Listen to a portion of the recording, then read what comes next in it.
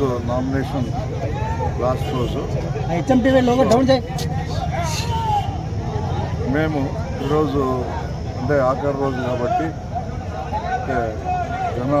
జనాలతో కలిసి ఈ యొక్క కార్యక్రమాన్ని మరి ముందుకు తీసుకోవాలనే ఉద్దేశంతో ఈ నామినేషన్ కార్యక్రమాన్ని ముందుకు తీసుకోవడం జరిగింది. ఈరోజు చివరి రోజు నామినేషన్లన్నీ కంప్లీట్గా ఈరోజుతో అయిపోయినాయి కాబట్టి జగన్మోహన్ రెడ్డి గారు చేసిన అభివృద్ధికి నిదర్శనమే ఈరోజు మరి జనాలు ఏ విధంగా రోడ్డు కొడుతున్నా మరి నీరాజనాలు పలుకున్నారు.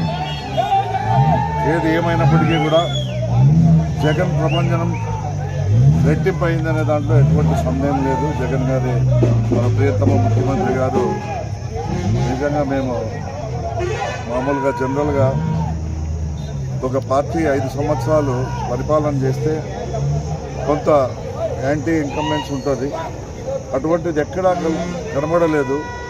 ప్రజలందరూ కూడా రెట్టింపు ఉత్సాహంతో ఉన్నారు.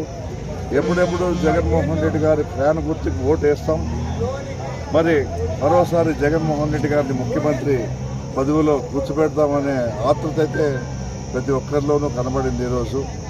ఏది ఏమైనప్పటికీ కూడా ఒకటి మాత్రం నేను చెప్తా ఉన్నాను, వై నాట్ 175 అన్న పదానికి నిజంగా నేనైతే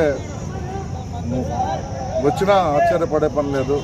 ఏదో ఒకటో రెండో మిస్ అయితేమో అనే ఫీలింగ్ ఉంది. ఎందుకంటే ఎక్కడ చూసినా ఇదే ప్రపంచం ఉంది. మన చుట్టుపక్కల కూడా నిన్న మొన్న అంతా నామినేషన్ ఘట్టం జరిగింది.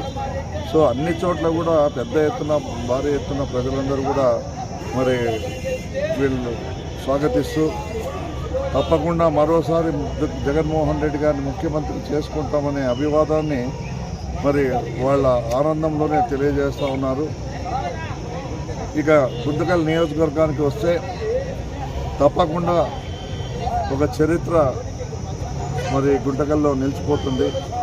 ఇంతవరకు ఏ అభ్యర్థి కూడా 2 సార్లు మరి గెలిచిన దాఖలాలు అయితే లేవు. ఈసారి తప్పకుండా గతంలో కంటే పెద్ద మెజార్టీతో ప్రజలు నన్ను ఆశీర్వదిస్తారని నేను సంపూర్ణంగా విశ్వసిస్తూ ఉన్నాను.